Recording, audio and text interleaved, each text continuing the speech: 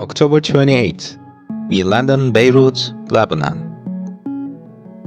We step out of the airport with our suitcases, a bit tired, a bit excited, and follow the signs to the parking area.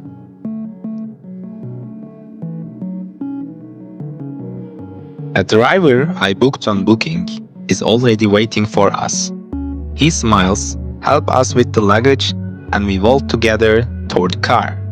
This is the very beginning of our Beirut journey.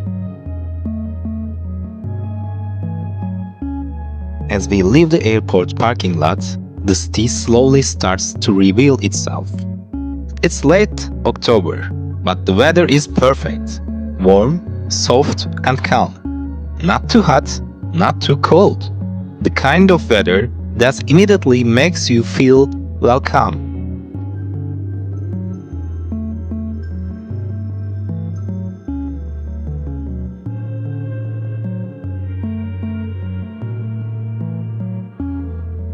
We drive onto the Beirut highway.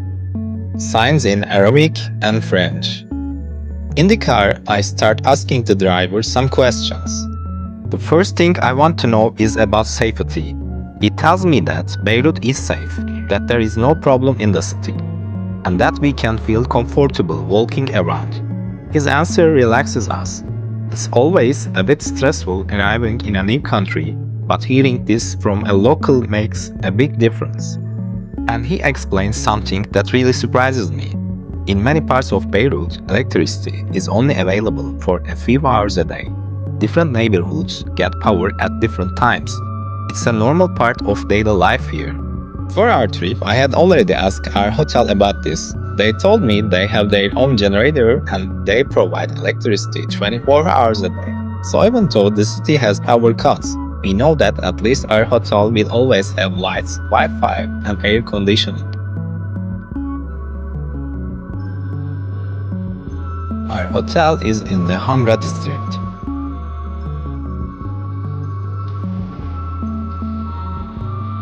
After settling into our hotel, we can't wait any longer. We drop our bags, grab the camera, and head straight out into the streets of Hamra.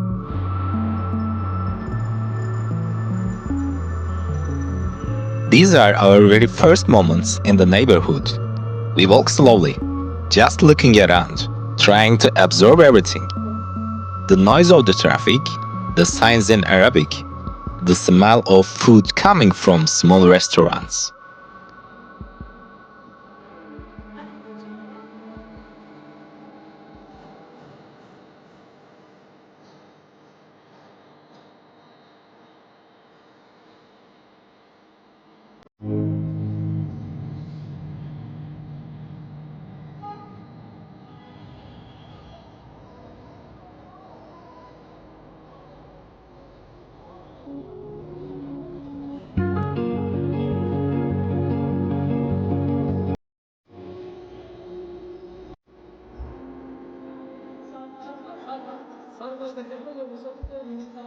Pretty quickly, the excitement turns into hunger. We realize we haven't really eaten. So we start looking for something local, something simple but authentic. That's how we end up at a place called Barbar. Barbar isn't fancy at all, but it's full of life. You can feel that this is where locals actually come to eat. The menu is packed with choices. But what really catches our eye is the fresh pastries. Lebanon is famous for its pastries, and we understand why the moment we take the first bite. We don't even sit down for a big meal.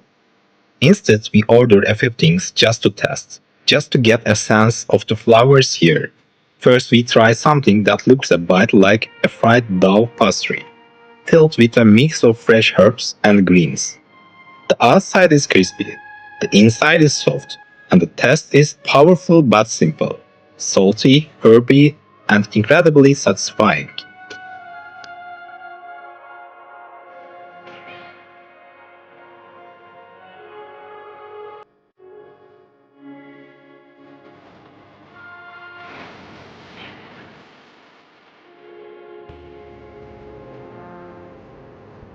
We keep walking, letting Hamra slowly guide us toward the sea.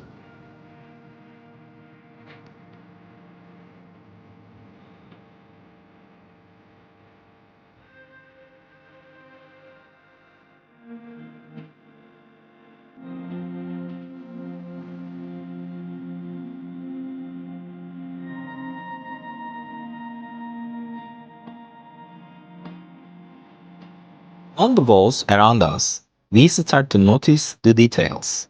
Beautiful murals, bold colors, and powerful words painted on the concrete. Some are political, some are artistic, some are just names and messages. But together, they give the streets a very unique character.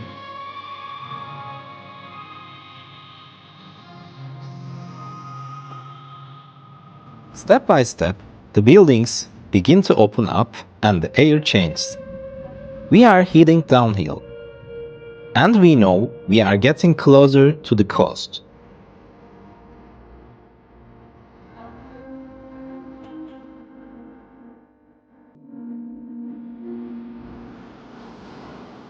And then, suddenly, there they are, palm trees.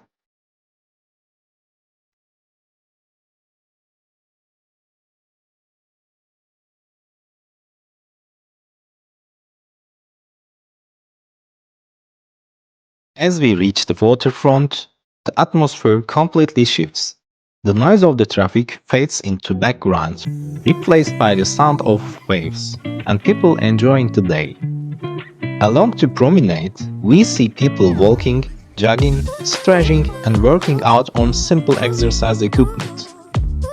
Some are alone with their headphones, some are chatting with friends, some are just sitting and watching the water.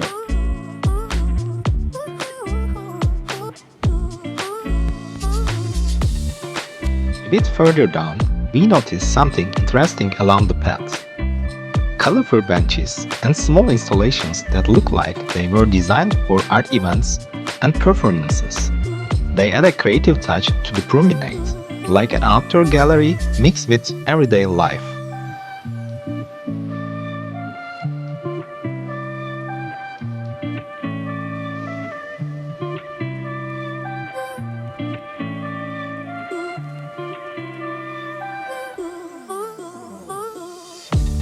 We take a short break from walking and step into a small local market to buy some water.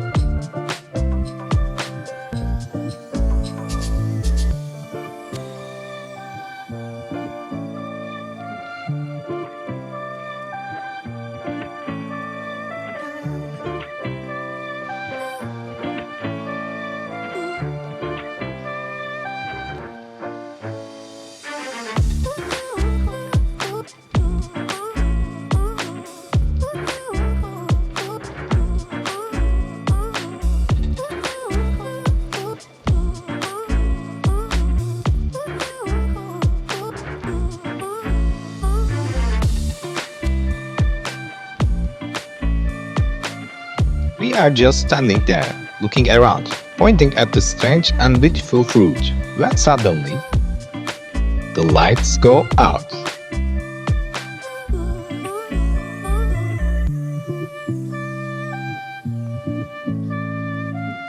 We leave the market and keep walking, this time toward downtown Beirut.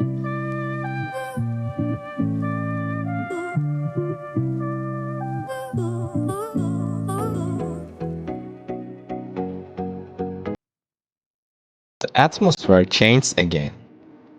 The streets get wider, the sidewalks cleaner, and suddenly we are surrounded by modern buildings with glass facades and stylish architecture.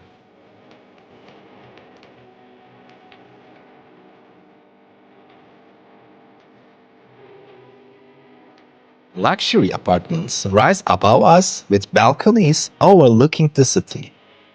On the streets, expensive cars pass by one after another.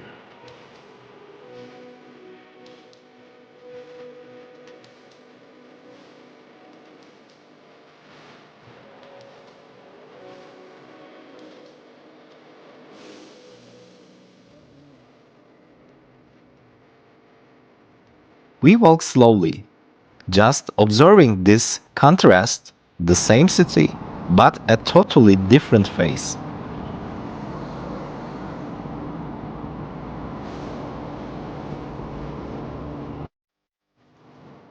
From the shiny cars and modern streets, we keep walking until we reach Nejmeh Square. At the entrance to the area, soldiers are standing on the corners with their rifles, calmly watching the surroundings.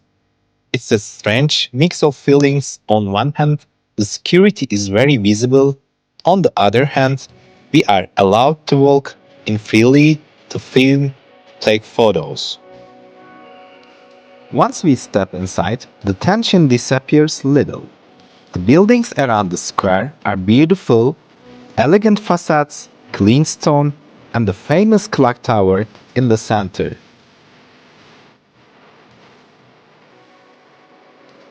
In the middle of all this, life is still soft and simple. Children are playing with their pigeons, running and laughing as the birds fly up and land again. Their voices echo between the buildings, and for a moment, the square feels peaceful, almost timeless.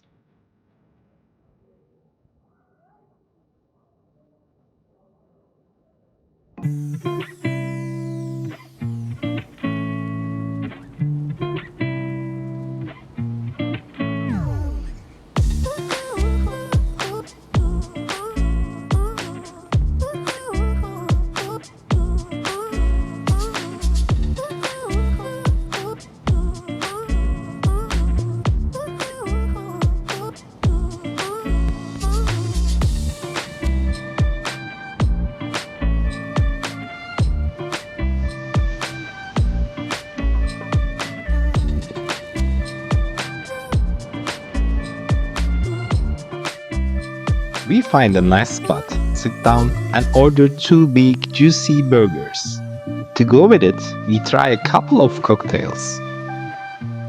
So sorry for the vertical shots. That's just how they ended up on my phone.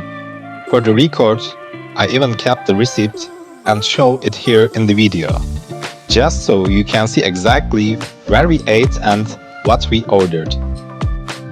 This is our hotel breakfast. It was very delicious.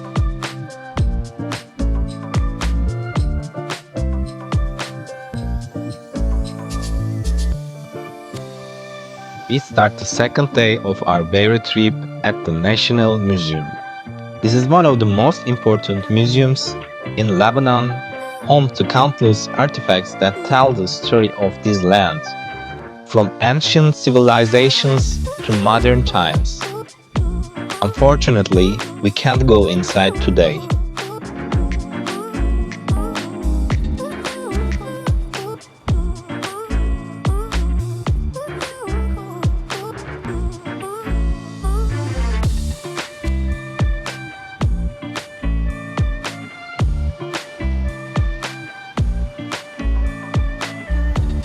We head back toward the city center and continue exploring the streets of Beirut, ready to see what the second day will bring.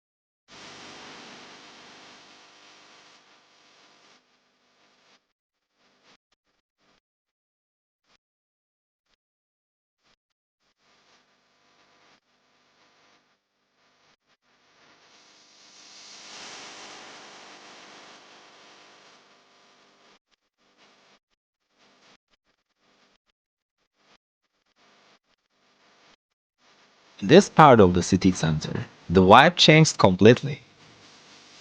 Here, you find the flagship stores of the world's top luxurious brands line up one after another with spotless windows and carefully designed displays.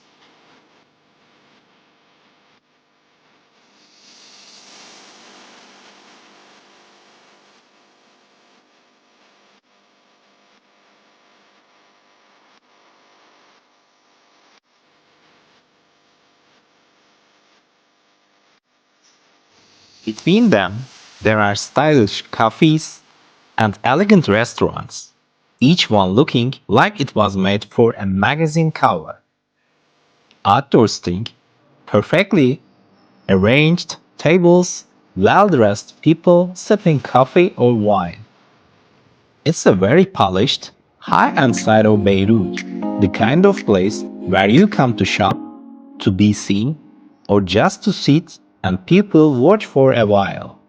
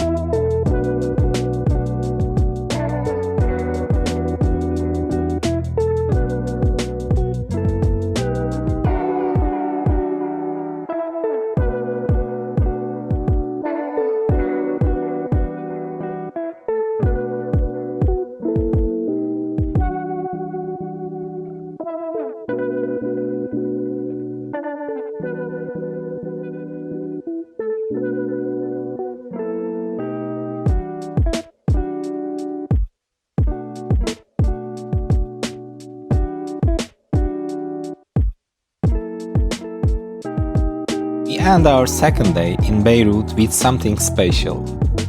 For dinner, we find a cozy little tavern, the kind of place that feels local the moment you walk in.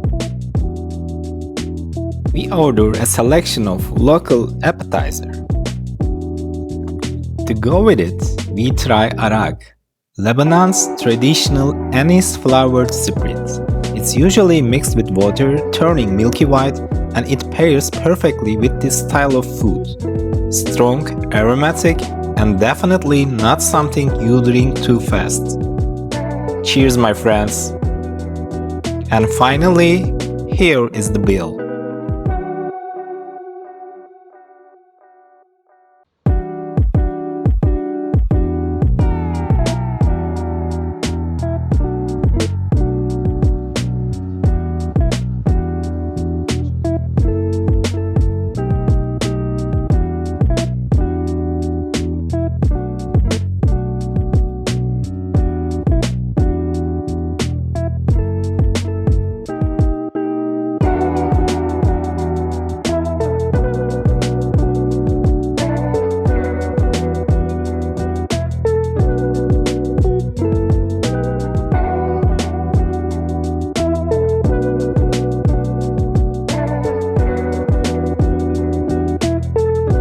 From this camera angle, it's hard to see, but the entire facade of this building is covered in bullet marks.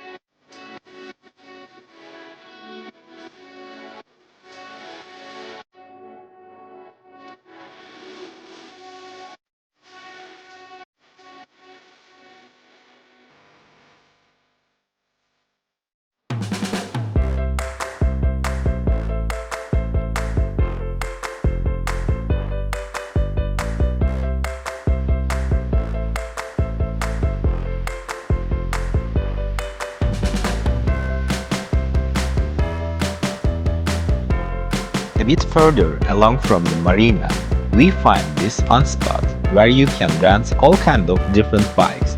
Not just regular bicycles, but colorful ones, family bikes, small carts, and a few crazy looking models that are perfect if you just want to ride around, laugh, and enjoy the seaside. It's a great place to grab something on wheels and explore the waterfront in a more playful way.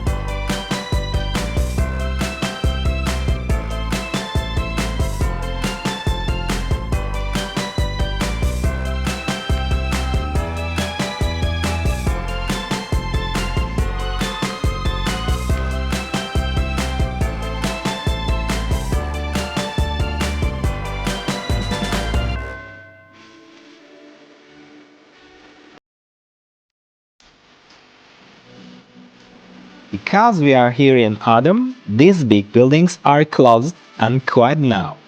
But in the summer, these whole area transform. The same places become some of Beirut's wildest nightlife spots, packet clubs, loud music, parties that go on until sunrise.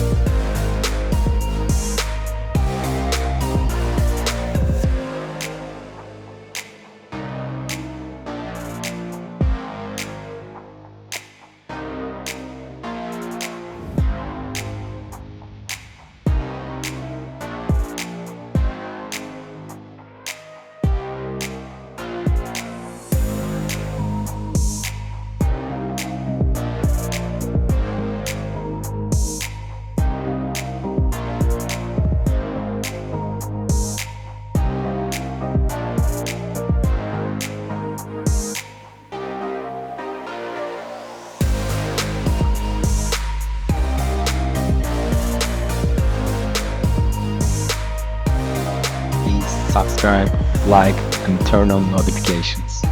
Thank you for watching.